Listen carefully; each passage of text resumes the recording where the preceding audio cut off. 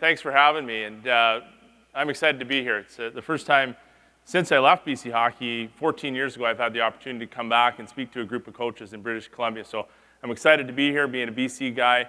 I want to congratulate you as coaches. I look around the room and I saw Don Hay when I came in, Mike Johnson, guys who just want to keep learning.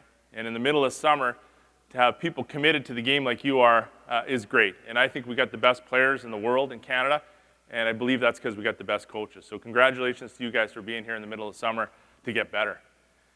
For me, I want to talk about the Canadian way, and my job at Hockey Canada I think is pretty simple. I'm real fortunate to be the vice president.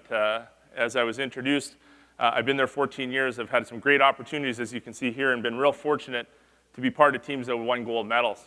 I've also had the great opportunity to work with some great people and some great coaches. So I'm going to talk to you today about the Canadian way. And when I got the opportunity to be the vice president last year in June, I wanted to capture some of our culture, some of our history, and bring it together into a message that we could give to our new coaches and our new players that come into our program. So we use the model of Sochi and how that team was put together, how that team was prepared by our coaches, and ultimately how our players performed as a blueprint or as a template. But it wasn't just Sochi. It's the people listed there, the people like Don Hay, who's won gold medals with our under-18 program, our national junior team program, Mike Johnson, their experiences and their contributions that we were able to build this blueprint and this concept of the Canadian way that we've shared with new players coming into our program and new coaches. So again, my job, I think it's simple. My job is to manage expectations. It's clear for me what my job at Hockey Canada is, that's to win. Anytime that we put a Canadian team on the ice, our expectation is gold. And it starts with the players, and it comes through to the coaches, and it comes into management. The expectation is gold. My job is to create those expectations and ensure that our coaches understand what our expectations are at Hockey Canada, not only winning, but how we win, and what our culture is all about. So I'm going to talk to you today about that, the Canadian way. I'm going to start with a video that we did last year. So when Tom Rennie got the job at the start of the year, we came up with this concept of the Canadian way, and we wanted to put it into a video that we could show every player and every coach that came into our program in the 14-15 season. So this is what we did. We showed this to every player from under 18 to under 17 to under 20 to our men's world championship team. So the first meeting that we had with players in a room, a dressing room or a meeting room, wherever it was, this is the first thing that these guys saw. I'm going to show that to you to start here. What are you going to be when you grow up? Hockey. Hockey player.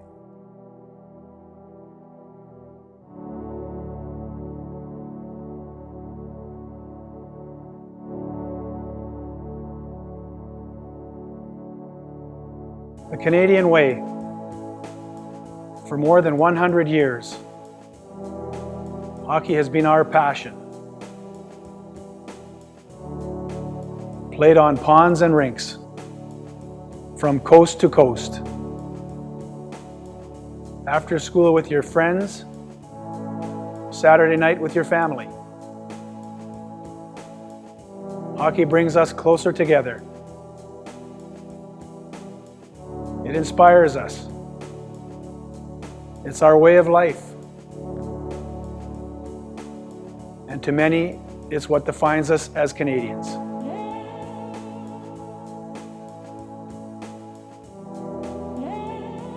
From the first time you hold a stick, in your driveway, or anywhere there is ice, the game is in your heart. Early morning and late nights, you dream of playing the game. Doing something that you love to do, can't even imagine how amazing that would be.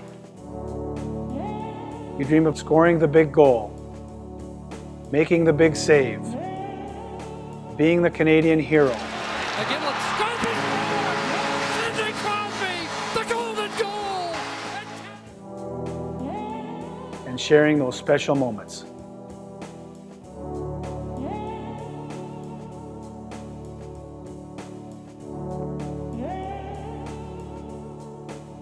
When you pull on the Canadian jersey, you join a special group.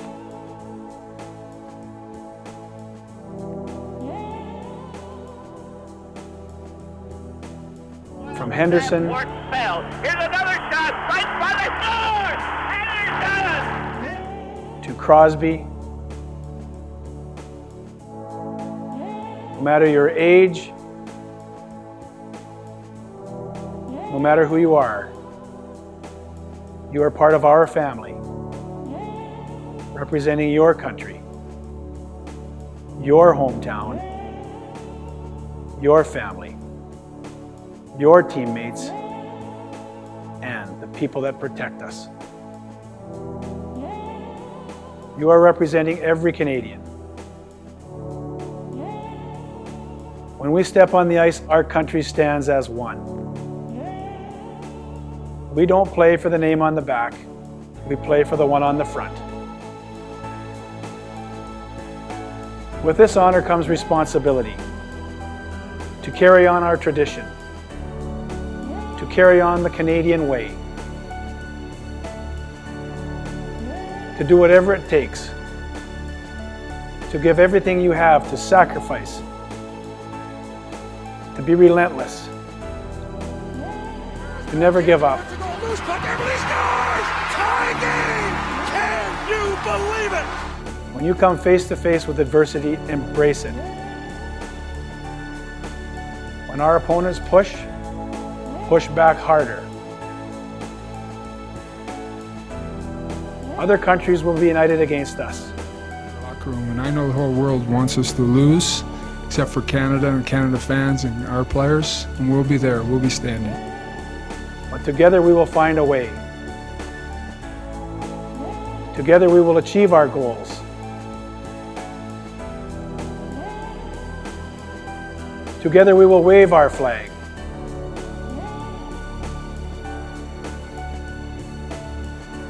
Together we will stand as Canadians.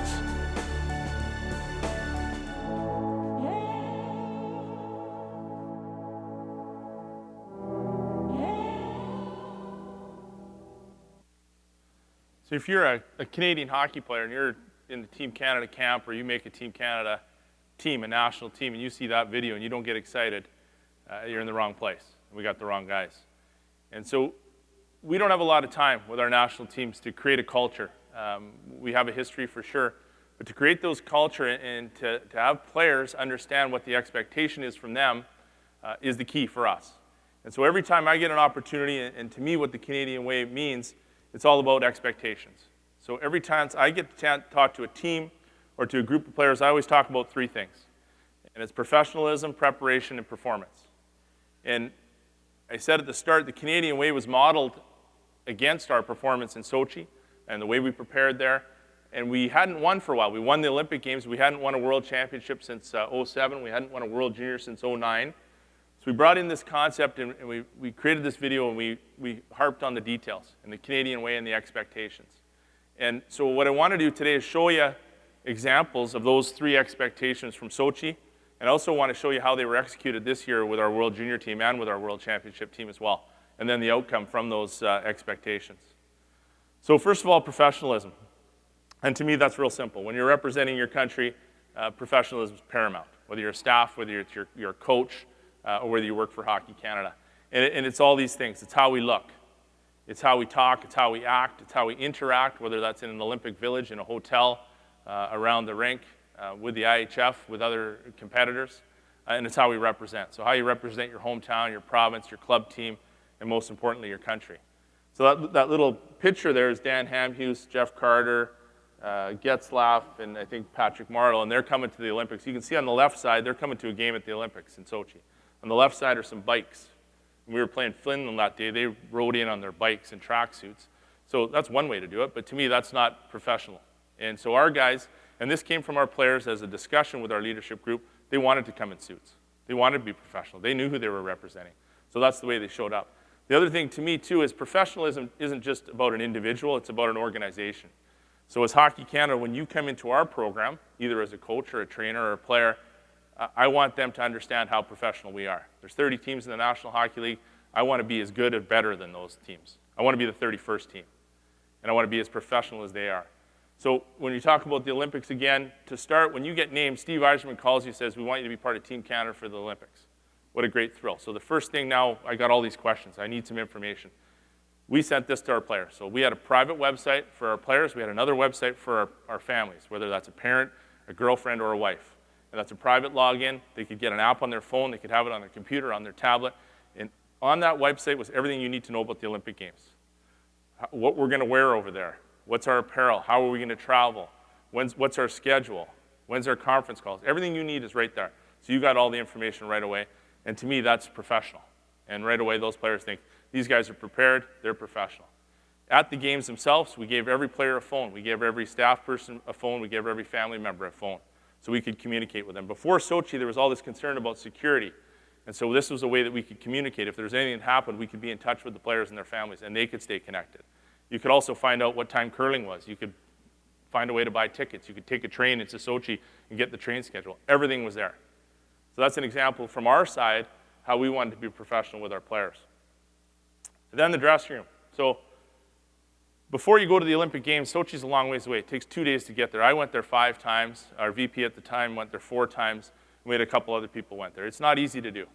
But we went there and we got in there because we wanted to see what we were dealing with and what it was going to be like. We just came off of home games in Vancouver where we won. We had the Vancouver Canucks dressing room. Everything was great. It was easy.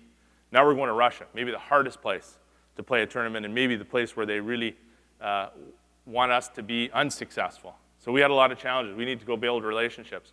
And the one thing we wanted to do, we talk all the time about creating an environment for success. So we wanted to make sure when our players came in, again, they felt professional, they felt taken care of, they had everything they need. So when you look in the middle of the room, that's what it looked like when we showed up. And so that looks like, that didn't come with me on the airplane, and that we didn't FedEx that over. First of all, you gotta know what you need over there. So you gotta go over there probably a year ahead to figure out what you need. And then that stuff has to be sent 6 months ahead to clear customs and everything else that shows up there in the dressing room. So that's what it looks like when you show up at the dressing room. There's 6 of us who went 4 days in advance. And then we went to work. So we moved the stalls in because the dressing room was so large. We had the Canucks dressing room here. We had a players' lounge we thought was a great concept, got the players together. They spent more time at the rink together. The color of the dressing room, obviously the stalls was blue. And so we went to work. We had already sized everything. We'd already had everything pre-cut, pre-made. We came over and reupholstered the seats. And those aren't upholstery experts, those are trainers. And we went through and started to reupholster the seats and tried to do the best we could to make the dressing room look professional. We enlisted a few people, Germans, who were working in the restaurant in the rink, and they helped us. And we hung our motto there, Canada Strong, across the dressing room, bilingual. It was like a big piece of wallpaper. And so again, it's starting to take shape there. There it is as we're getting close to being done. Everything's done in the stalls and around the top of the rink. Custom carpets for every stall so that it fit perfectly for every stall. A large logo of our logo that you don't get to wear at the Olympic Games in the middle of the dressing room that players can relate to. And now it's starting to take shape. Again, that's what it looked like on day 1. And when the players walked in the first day, that's what it looked like. So to me, that's just a commitment and attention to detail and professionalism that when our players walked in, they realized, wow. And you also, when you walk into the dressing room or to the rink in Sochi, you got to walk past a lot of other dressing rooms. And none of them looked like that. So we're real proud of what we were able to accomplish there. Same thing with the coaches' room. All the information they needed, all the video the trunks that they needed shipped over were all shipped in advance. All the schedules, everything that was there, we had to put in there ourselves. The trainer and therapy room. Along the right side picture with the 2 tables is just where the players hung their suits when they came in. There was nowhere else to change. So they changed there, hung everything, and that was the massage room. The other side was the therapy room. And then the players' lounge. I talked about Vancouver and what it was like there and how we wanted to try to recreate that lounge. The left-hand side of that picture when you're looking at on the left-hand side and the right-hand side when you're looking at the right-hand side of the picture, that's the back of the stalls. So we just made the dressing room smaller. We brought those chairs over from the village. We hung that TV ourselves. We had a fridge there with some Coors Light in there and some Tim Hortons coffee station there, and the players just came and hung out. We had a CBC feed there so we could watch Canadian TV. The guys would come over early. They'd come from the village, hang out, have a coffee, after games have a beer, and that's somewhere where guys got together and chatted and interacted with the staff as well. So it ended up being great. Same thing at the Olympic Village. So the Olympic Village, if you're an NHL player, it's not the 4 seasons in Vancouver. It's a little bit different. So we had 3 players in small rooms, and we wanted to have some more space where they could get out of their rooms and just hang out, where they could play Xbox there on the right-hand side. They could play cards, and again, they could watch a CBC feed and see how our Canadian athletes were doing. So that's the Olympic Village and what we did there. The coaches' room on the left-hand side, again, everything that we needed had to be pre-shipped. So everything was shipped over there. That's their work room, their war room. with their computers, with their TVs, everything that they needed to do their work. And that's where they spent all their time as coaches, on the first floor of the village. And then on the right-hand side, it's a little bit hard to see, but coming out of Vancouver, when we met with our leadership group before Sochi, we talked what was important. How do we want to be portrayed as professional athletes and as Hockey Canada and as Team Canada? And one thing that we felt was important was to try to make sure we're part of a bigger team. That's the Canadian Olympic team. So it was actually one of our players' ideas, and we created a bio from all of our players and from every Canadian Olympian at the Olympics. And there was a bio there and a photo of them. So when our players saw a speed skater or a figure skater, and they knew most of the figure skaters already, but if they saw someone else, they'd be able to go over and talk to them, and they knew who they were and what discipline they were in. And so I thought that was a great idea, and it's something, again, how you interact, to me, shows professionalism, and that's what our players wanted to portray. So that's the Olympic Village. And then, again, as I said, that's Sochi, and that's professionalism to me, and how do we kind of pay that forward, and how do we execute that this year? And this is just an example, everyone's favorite Canadian, Don Cherry. Now, we got the juniors coming up. Listen, I want to show you. Last night I was out late last night watching guys that you'll be telling me about. There's 5 guys I watched, like Don Mills in Toronto.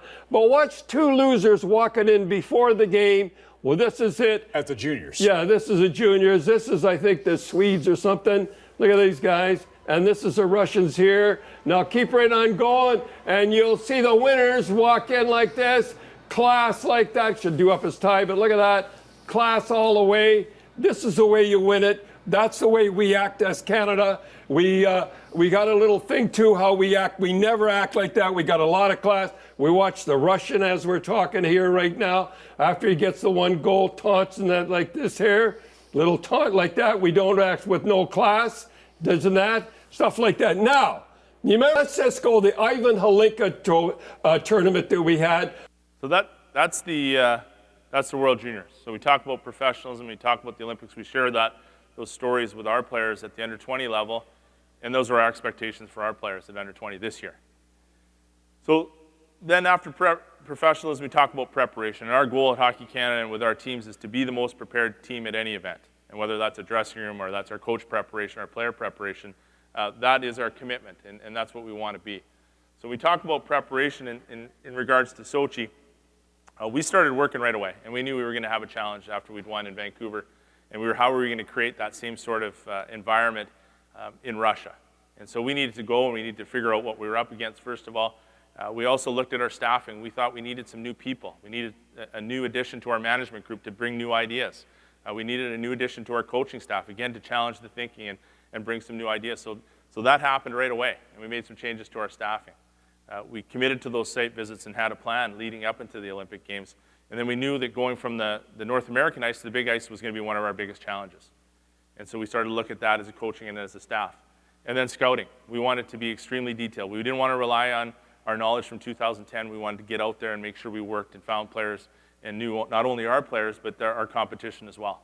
So we went to work in our scouting staff as well, and our scouting in general.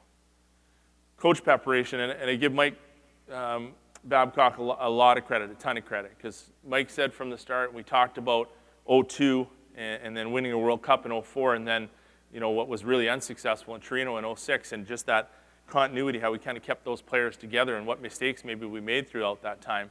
And we needed to work harder. So we worked hard in 2010, and Mike challenged us to work harder, to be more detailed, to have more information. And so, again, we went to work, and that was Mike's motto the whole time. We got to work harder. We can't rely on 2010. We got to be better. So how do we do that? Solid communication through Mike and our management group and building that plan. A decentralized environment where you got coaches in their own teams, players with their own teams. How are we going to communicate to them? We talk about that website, and that was new for us. It's a different way to communicate. And then building the technical plan and using technology, and what new technology could we use to be a step ahead. And so that was part of our coach preparation. And then going in August 13, and people laughed. We couldn't go on the ice because of some issues with the NHLPA and insurance. And Mike said, you know what, we got to do something. Like, we're bringing guys in, we want them to understand expectations, but we want to know them our system. We want them to understand the way we're going to play. And so we went on the rink in Calgary with shorts and T-shirts and names on the back and played ball hockey. And I was sitting in my office last summer, and we changed the under-17 program. We had 6 teams of under-17 players in, and I saw our coaches out in the parking lot with players playing ball hockey, D-zone coverage, forechecks, some neutral zone play, different things. So again, how an idea and a concept and how people laughed at the start, but the players bought into it from day one. Went on the floor, did some things on the floor, went into the video room and did video. And it was great. And it sent a message to the players like, we're going to be prepared. And that was all, again, from Mike Babcock. Our Sochi preparation, I talked about it. We were there 6 days in advance. We prepared all our facilities for the arrival. Our whole goal was when the charters landed with the coaches and the players, everything was done. So they just walked in. They didn't have to worry about accreditation. They didn't have to worry about where they were sleeping, what our dressing room looked like. It was just done, and it was taken care of. And so that was our goal heading into Sochi. In terms of coach preparation, we had the same goal, obviously, and led by Mike in these areas. We wanted to know our opposition. We wanted to know the goalies. We wanted to make sure we were real clear on face-offs in our competition and in our guys. Shootouts was going to be important, statistics and the use of analytics and advanced stats. And so, again, our goal was to be the most prepared team, starting with our coaches. So as we went through it, we did a 11-team analysis. And this is just what it looked like. So when the coaches got there, they had a tablet. It was all loaded onto their tablet. All the information was there, video, all the pre-scouts, everything going back on all the international teams. So this is an example, I think, of Sweden and the way they had played. So going back and just in general, their country, who their coach is, what they'd done leading up into the Olympic Games, specifically with 2013 World Championships, but even digging back further. Looking at their lineup, what do we expect from them? Who are their key players? What is their lineup going to look like? All preloaded. So when a coach got there, he either could look at it beforehand or when we got there, we weren't scrambling. It was done. And it was all done there ahead of time. And as the tournament went on and as the Swedes played, and we didn't see them until the final in terms of head-to-head, that continually got updated. So you could look at the old information we had, the new information, and again, this is all the pre-scout. And this is what we were looking at for them, for opposition. So the level of detail, and this is 2013 World Championship, their forecheck. We had that. We knew it was the same coach. We probably knew they were going to forecheck the same way, going back to them against Belarus in 2013, and then into the Olympic Games. So when we play them, we know what to expect. Our coaches know. The work's done ahead of time. It's easy to let our players know. So that's the level of detail from our coaching staff and the level of preparation. Talked about goaltenders. So, this big Latvian guy who made 60 saves against us, we won 2-1s in the quarterfinal. People didn't even know who he was. We had a full pre-scout on him. It helped that he's a Tampa Bay guy. But we had a lot of information already going in. So when you look here at the detail on the goaltenders, and this is Tuukka Rask. So we end up playing them again in the round robin head-to-head. It's a tight game. And this is Rask. And in our dressing room where I showed you that players' lounge, we had a loop on all of our on the goalies we're playing. It just played all the time from NHL or international, them getting scored on all the time. So I'd sit there before the game having a coffee and think, this fucking Tuukka Rask isn't very good. He's getting scored on all the time. The players, it was just there for you. And so that was another, I thought, a great idea. Just played in that room. The information was there. If players wanted it, was there. We look at his shootouts and how Tuukka Rask did in shootouts, where he scored on, what saves he makes. Again, the level of detail that we had going in on our goalies, and that was an area that we wanted to focus on. Talk about shootouts in international competition, obviously different than the NHL. Games, gold medals can be decided through shootouts. So we wanted, again, to know not only who our best shooters were, and you saw in there with Tuukka Rask, we knew if we got in a shootout against Tuukka Rask, who our guys were most likely to score based on their history in the NHL. We had that laid out. So that was already there. The other way around, who are we going to face if we get into a shootout? So if we're looking at the Americans, we know through our analysis that we're probably going to see TJ Oshie. Like in his career, I think he's 50-something%. He's a hell of a shootout guy. And so we have this information preloaded. We know what it looks like with TJ Oshie in a shootout. And so we've got that loaded on a tablet on the bench, and if our goalies want to see it, we talked to them ahead of time, and 2 of the 3 guys said, if we get in a shootout, I want to see that during the break. I want to take a look at it. And one of them said we don't. But TJ Oshie does the same thing every time, the same pattern. Gets to his forehand at the top of the circle. He goes backhand, high, goes forehand, high, and he goes 5-hole. Those are the 3 ways he scores. That's what the stats told us. That's all he does. And it's the same pattern all the time. So that information is loaded. It's all there ready to go. And again, we made sure we had this information loaded when our goalies see it. They're not seeing TJ Oshie score. They're seeing him make those same moves, but being saved. So you get into the Olympic Games. I was at the game, USA-Russia, and it just so happens the team who wins that shootout which is the Americans, don't have to play a qualifier game, and they get the Czechs, 6th-ranked team in the world, in the quarter. The Russians lose that game. They get the Finns. They got to play a qualifier. Then they get Norway, which wasn't an easy game. And then they get the 2nd-ranked team in the world, the Finns. They lose. They're out of the Olympics at home. So TJ Oshie, knowing our pre-scout, he shot 6 times. He scored 4. This is all 6 of his attempts right here, overlaid together. Forehand at the top of the blue line, backhand at the top of the circle, back to the forehand, forehand high, backhand high, 5-hole. Russians get the Finns, they're done. So I don't think the Russians had that information. I'm not sure. So that's shootouts. And then again, paying it forward. So what does it look like when we move it forward to under 20 and this year, and what does our preparation look like there? Same sort of thing. This is a gold medal prep for our Russia game. And this is just, again, what the level of detail we went to. We've got a whole new analytics program that we use. Our players and their face-off percentages, their goaltenders and where their weaknesses are and where they're getting scored. Again, a template was created and a blueprint that we used, started with the Olympic team, that now is the gold standard for our under 20 team, our under 18, our men's worlds teams. This is how we prepare. This is the level of detail that we want to make sure we're going through all the time. So that's our level of detail and prep at the gold medal game for this year's World Juniors. So the other cool thing about the Olympics, in at least the last 3 and the last 2 that I've been at, the last event of the Olympic Games is the men's gold medal game. And so you got lots of great motivational information to use. And we wanted to be part of that bigger team from day one. We wanted to make sure we're supporting Canadian athletes. We're part of that group. So this is a video that was shown to our team the morning of the gold medal game. And the message was simple. Guys, we've done the work. Like, we've done all the work. We're prepared. We just got to go play.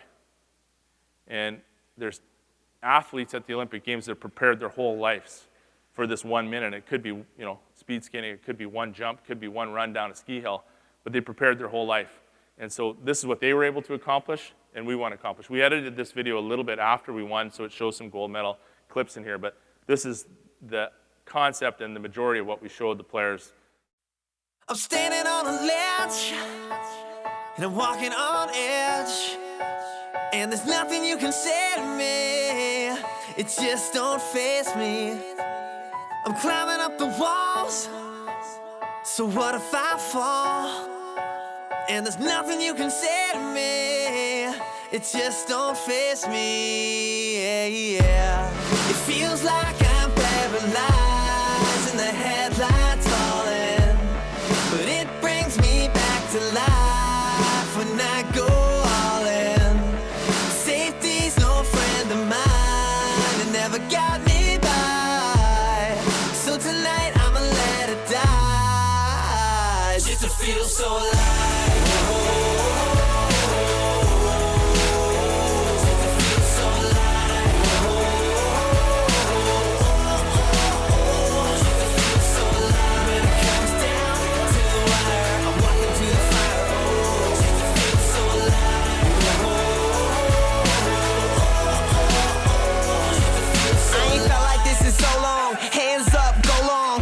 Just stop, make it drop, get you roll on. About to start a fire, baby, time to put a show on. We're just falling for the feeling and no longer trying to hold on. Forget about the future, I'm too faded to fear it. And I'm not superstitious, but I embody the spirit of saying what's it to you? I'll break all your computers trying to calculate the odds while I'm just jamming, yelling booyah. Catch me shooting down the stars till they're all black. Going full steam on them till it fall flat. Never had a plan B, safety or a fallback, so that when I make it, I can really know it's all that. It feels like I'm paralyzed and the headlights falling, but it brings me back to life when I go all in. Safety's no friend of mine. It never got me by. So tonight I'ma let it die, just to feel so alive. Just to feel so alive.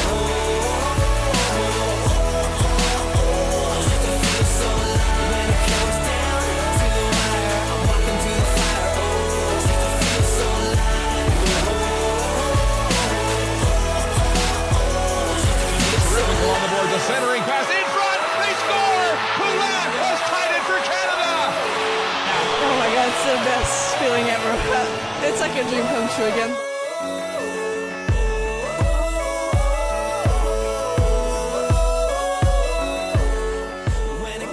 Doing something that you love to do, can't even imagine how amazing that would be. Relentless, because this is our game. Because this is our time. Because this is our dream.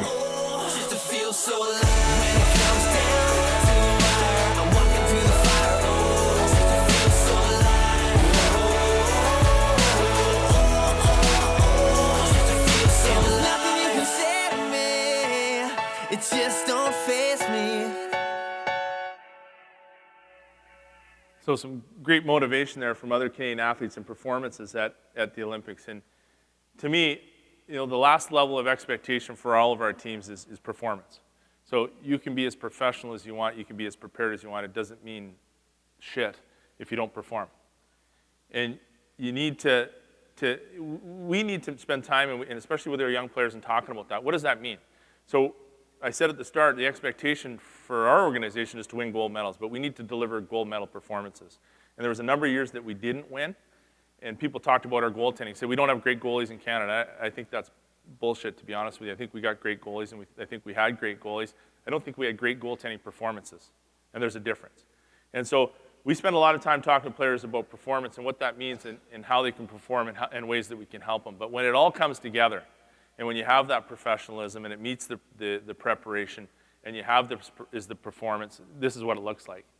And you look at the results in Sochi in the first back-to-back gold medal in the history of the Olympic Games since NHL participation, 6-0, never lost a game, never were behind, never trailed in a hockey game in the entire Olympics, only allowed 3 goals against in the entire tournament. Incredible. Outshot opponents almost 2-1, almost outchanced them 3-1. And puck possession, we had the puck 70% of the time. You're going to win a lot of hockey games when you have the puck 70% of the time. And in comparison to an NHL in 2013-14, the LA Kings had the best at 57. So again, a great performance, and then penalty killing the best in the tournament. So, again, you're going to be pretty successful. And when you look, again, forward to what does that look like this year as we try to implement and create these expectations for our teams. 7-0 at the World Juniors, dominated even strength. Only allowed 6 even strength goals against. Our net goal differential was +30. The next closest team was +10. Again, dominant, incredible. Top power play in the tournament, number 3 ranked penalty kill in the tournament, best face-off, more takeaways than any other team, and the best save percentage again in the tournament. So again, great results. Men's World Championships, when you look at it, what that looks like, 10-0, which is really incredible, and all in regulation time.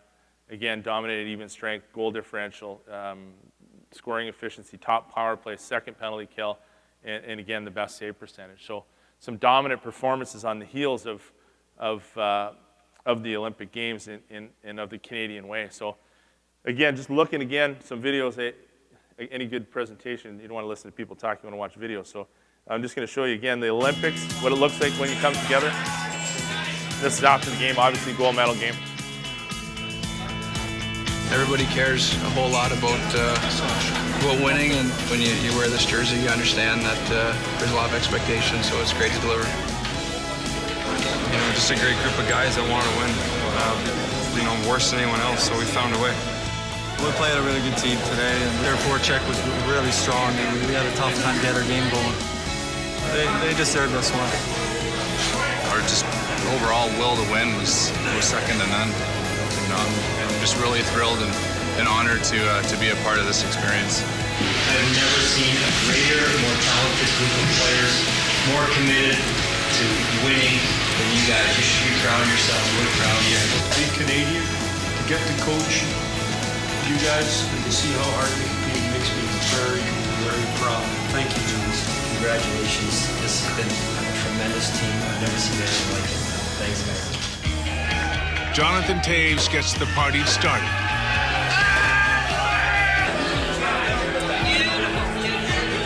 That's getting better.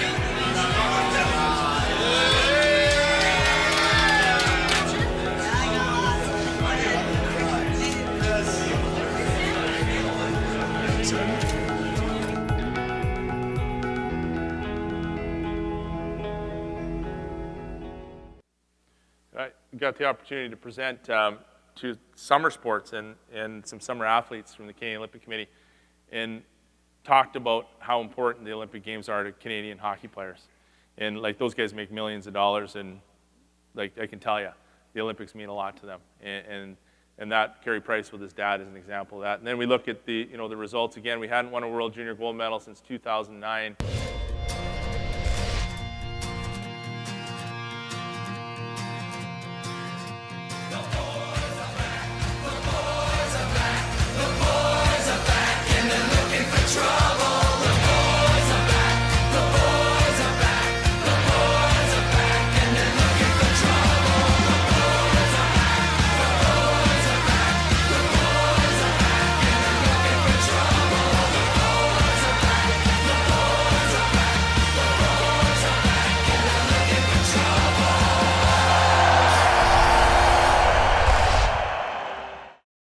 In that clip, you saw Max Domi, and Max Domi is a 19-year-old. He's a special player, and he's a first-round draft pick, and he's going to be a great player in the National Hockey League. He didn't come to our camp the year before for the World Juniors because we didn't think he fit the Canadian way. And we spent a lot of time with Max throughout the year explaining to him. We didn't even come to our camp, and explaining to him why and what we had for expectations of him. They may be different than what they are in London, but this is what it's going to take to play on our team. And Ben Grew did that and did a great job with Ryan Jankowski. And to me, Max Domi is the greatest example. And there's a clip that I wish I had it here, killing a penalty in a round-robin game with a 3-goal lead where he blocked 3 shots in a row and limped off the ice. And to me, that's a guy who gets it. And that's a guy who understood the expectation and what it was going to take to play for his country, and did it to a T, and won a gold medal. And then men's world championships, if it's here, this is what that looked like. And again, hadn't won that tournament since '07.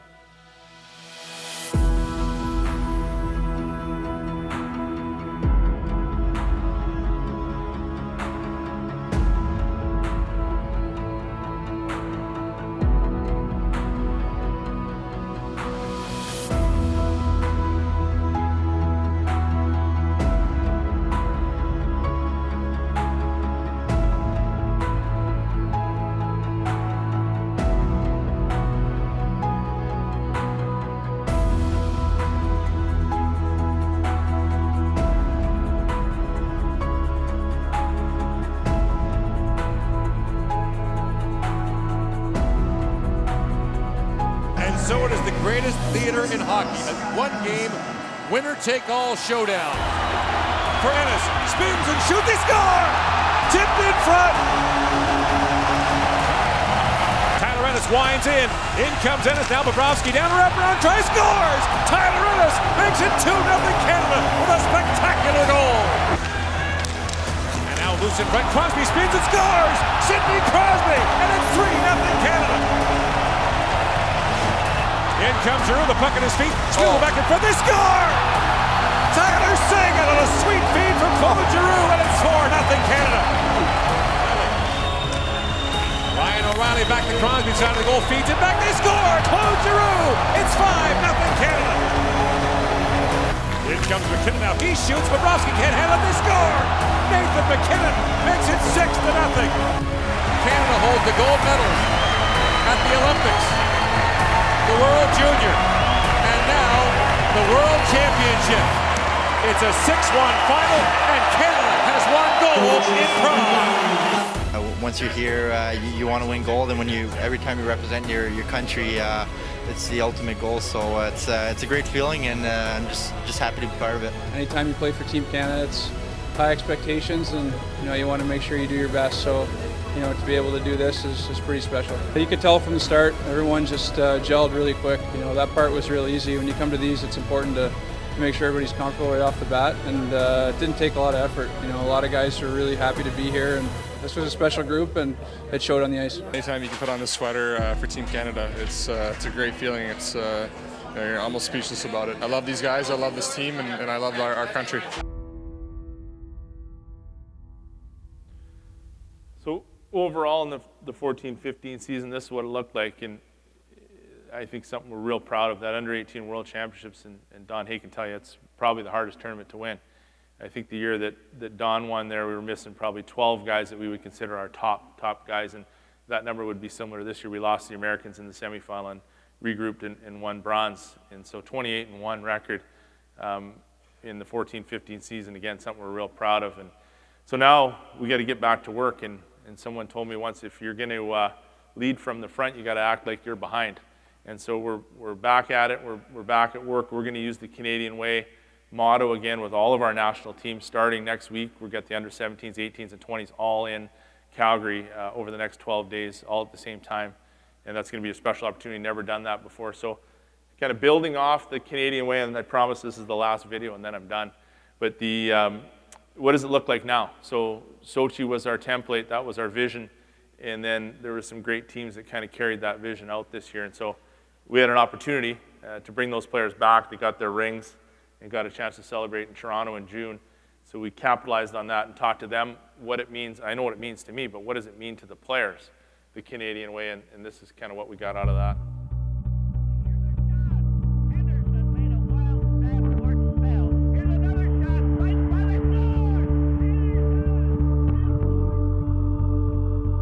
I mean, the Canadian Way to me is just winning every battle. I mean, you know, it seems like along the walls, in the corners, 50-50 puck battles, it seems like we're always coming off the puck. The Canadian Way is just everyone doing whatever it takes to win. When you put on that jersey, everyone realizes, you know, kind of at that moment that your role may change, and it's all about, you know, winning in the end. So everyone kind of checks their ego at the door and does what it takes to win. This is exactly what we meant. Like, you accept your role, you have a smile, and you're here for one thing: gold medal. To me, it means playing the game the way it's supposed to be played. Entertaining hockey, offensive, smart defensively, skilled, strong, you know, playing for the team. Honest, committed, and passionate. And if you have those qualities, you have a chance. If you lack in any of those areas, there's probably going to be cracks in the team, cracks in the program, and it will be exposed at some points. Canadian Way to me, it's all about a 200-foot game. These guys are willing to sacrifice their bodies. You know, when Canadians are, you know, big, strong, they're physical, and they're cycling the puck in the corner, it's tough to defend. The Canadian Way is, you know, even if you're not a guy that throws the body around, you can, you know, go and, you know, create some momentum with a hit or, you know, whatever it is, win the 50-50 battle. The backup goalie, the starting goalie, being on the PK, being on the power play, it's just about coming together and putting that effort forward and doing your role. You know, there's a little bit of sacrifice, but at the same time, you know, it goes a long way when you go out there and work as hard as you can to benefit for the guy next to you. The Canadian Way for me, I think it's, I grew up watching Team Canada play Olympics and World Juniors, a lot of World Juniors, and you just wanted more in the other country. C'est ça, le Canadian Way pour nous, c'est parce qu'on joue avec notre cœur et notre passion. Puis on a grandi dans le hockey, donc au bout de la ligne, on vit pour ces moments-là. Canadian Way is it's being hard-nosed and everything. It's hard-working. It's back-checking, forechecking, finishing your check, just being relentless. I think that's the main thing. We talked about the Canadian Way. There's one place the Canadian Way. You can't hide. You can't fool anyone that's on the ice. And you guys proved it. Unbelievable. You renewed the faith in our under-20 program again, guys. It's been a while.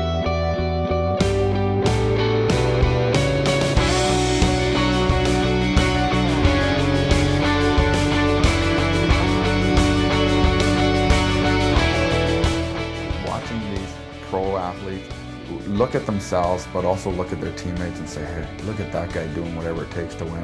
I want to do whatever it takes to win for my brother. You don't want to lose any puck battle. You don't want to lose any shift, any game, and I think that's just, you know, how we think, and that's the Canadian Way to me. You don't see many teams dominate like we did in Sochi, and I think that was because we played that Canadian Way style. We didn't get caught up in any antics or showboating, or, you know, we knew how good we were. You know, we just went about our business, and that's the Canadian Way to me.